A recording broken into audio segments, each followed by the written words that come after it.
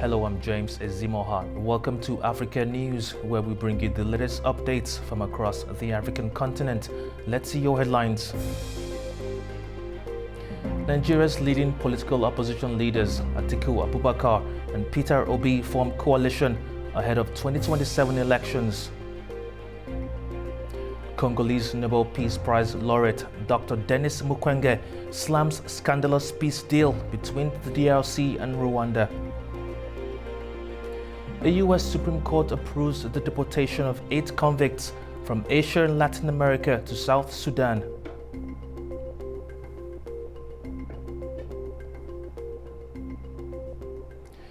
India's Prime Minister Narendra Modi has arrived in Ghana for a rare 2-day visit, the first by an Indian leader in 3 decades.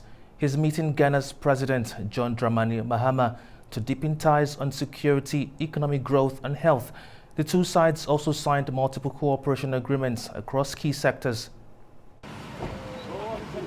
Indian Prime Minister Narendra Modi began his 2-day trip to Ghana on Wednesday, marking the first visit by an Indian leader to the West African country in 30 years.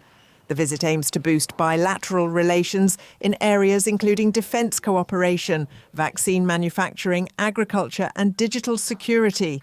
India's Prime Minister says the visit not only strengthens diplomatic relations, but signals renewed momentum on cooperation between India and Africa. It is a matter of pride for India that the African Union obtained permanent membership of the G20 during our G20 presidency. We discussed other regional and international subjects as well, including the Sahel region. We agree that terrorism is the enemy of humanity. We are grateful to Ghana for its support to us in our fight against terrorism. Ghana's president says the visit reaffirms long-standing ties first forged during the era of independence. This visit is a testament to the deep-rooted historical ties between Ghana and India, founded on the visionary leadership of Ghana's first president, Dr. Kwame Nkrumah, and India's Prime Minister, Pandit Jawaharlal Nehru, as well as the ever-growing strong bonds of friendship and cooperation which exists between our two sisterly countries for the mutual benefit of our people.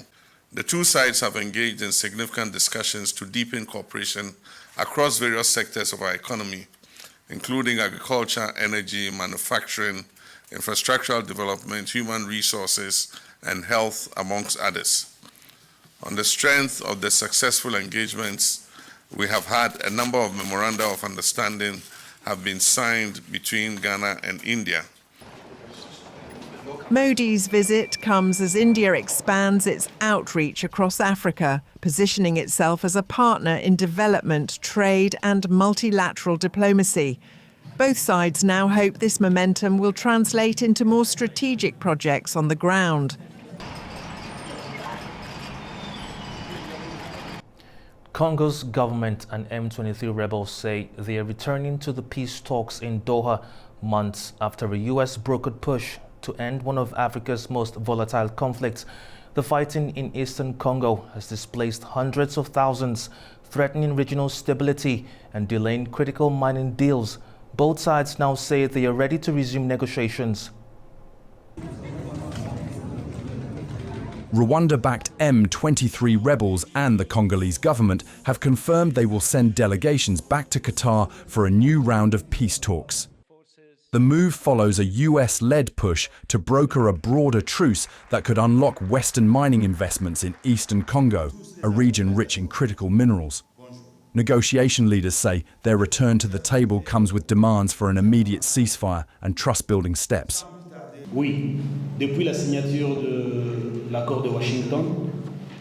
Yes, since the signing of the Washington Agreement, we have been contacted 3 times. And we will be going back to Doha to continue the talks, and we are clear about what we are doing. We will go with these confidence-building measures on the table to start making peace. First, the weapons must fall silent, and then we can begin addressing the root causes. That's the situation. So soon we'll board the plane and head to Doha to continue the negotiations.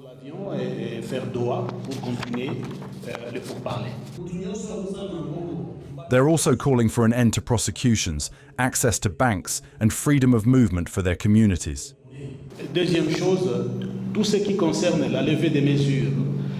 Second, everything related to the lifting of measures, the suspension or cancellation of prosecutions, falls under the responsibility of Kinshasa. And it's also a way to show that they are committed to peace. These are gestures of good faith, of goodwill, that we are asking of Kinshasa so that the Congolese people can see where the blockage lies. If we have taken a step forward, the other side must take a step too. It takes two to tango.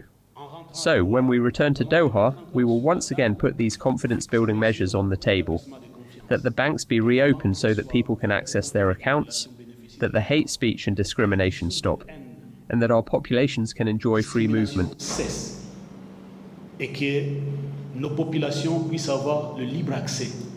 The Doha talks offer a fragile window to ease a crisis that has lasted decades. But without mutual concessions and concrete steps on the ground, the risk remains that the conflict, and its cost to civilians, could deepen further. Congolese Nobel Peace Prize laureate Dr. Denis Mukwege has described the recently signed peace deal between the Democratic Republic of Congo and Rwanda as a scandalous surrender of DRC sovereignty. The U.S. brokered deal is aimed at ending decades of conflict and promoting development in eastern Congo. Our correspondent Chris Ocharimga has more from Kinshasa. The peace agreement signed by the foreign ministers of Rwanda and the Democratic Republic of Congo last week continues eliciting critical reactions from Congolese citizens. The 2018 Congolese Nobel Prize winner, Dr. Denis Mukwege, has said the U.S. brokered deal legitimizes foreign occupation, exploitation, and decades of impunity. He added that it risks deepening the suffering of Congolese civilians. The peace agreement demands the cessation of hostilities, disengagement of troops, and the promotion of economic partnerships between the DRC and Rwanda. Dr. Mukwege is a gynecologist who was the joint winner of the 2018 Nobel Peace Prize for his work against the use of sexual violence as a weapon of war. The DRC government has, however, defended the peace deal, saying the country's mineral resources will not be surrendered to foreigners, as Dr. Mukwege has claimed. The U.S. is supposed to sign a separate deal with the DRC to grant it access to the country's critical minerals. President Donald Trump recently suggested that he deserves a Nobel Prize for bringing the DRC and Rwanda to sign the peace agreement in a post on his Truth social media site.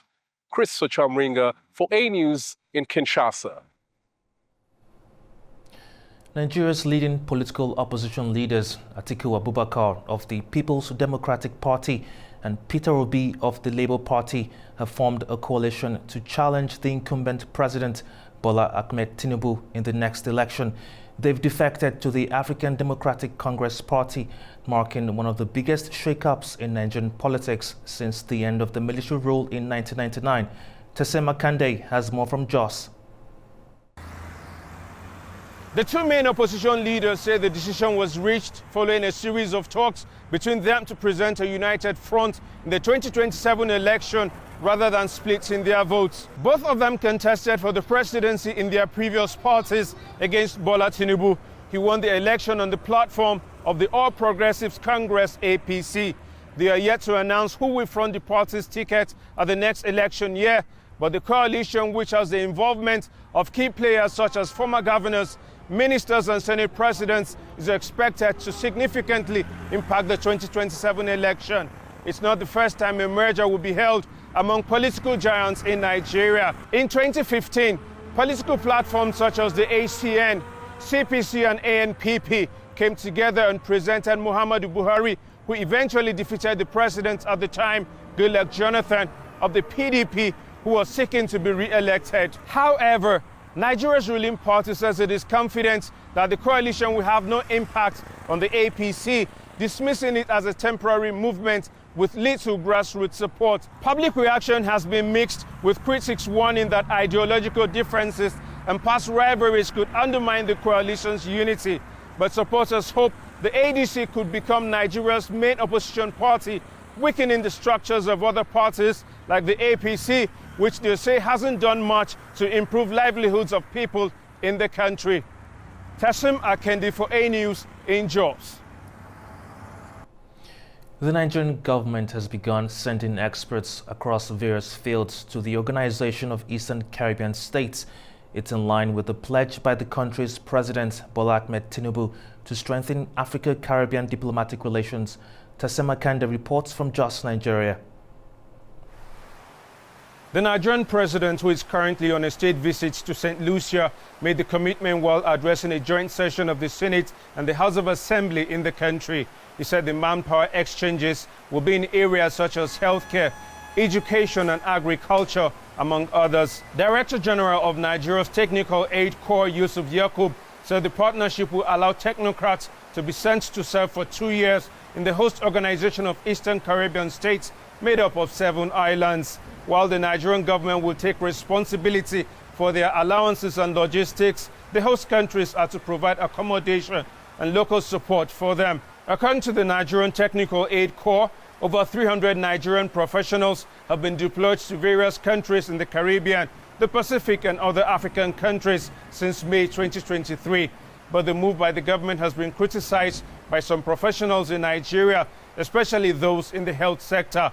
Nigeria's Medical Association, in a statement, says doctors in the country are struggling with poor remuneration, unpaid allowances and hazardous working conditions. It says exporting doctors while undermining their welfare back home is an inexcusable contradiction.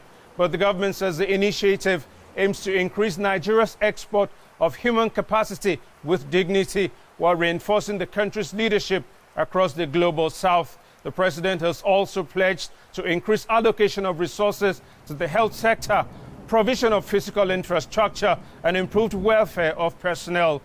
Tasem Akende for A News in Jos.